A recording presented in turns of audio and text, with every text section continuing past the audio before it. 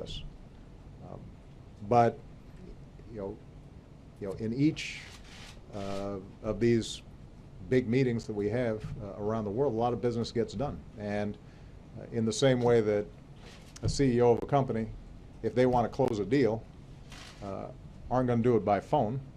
They want to show up and look at somebody eye to eye and tell them why it's important and shake hands on a deal.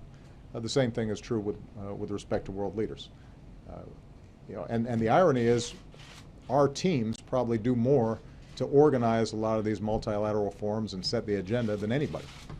I mean, we end up being engaged much more than China, for example, in setting the agenda and moving this stuff forward. And so when it's almost like me not showing up to my own party. I think it creates a sense of concern on the part of other leaders, but as long as we get through this, they'll understand it, and we'll be able to, I believe, still get these deals done. The last point I'd make, though, is we can't do it every 3 months, right?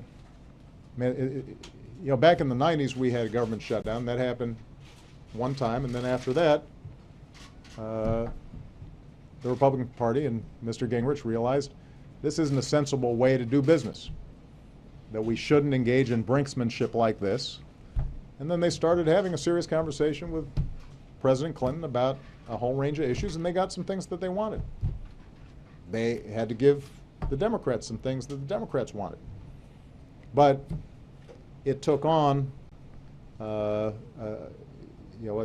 sense of normal democratic process. So here we already went through this once back in 2011.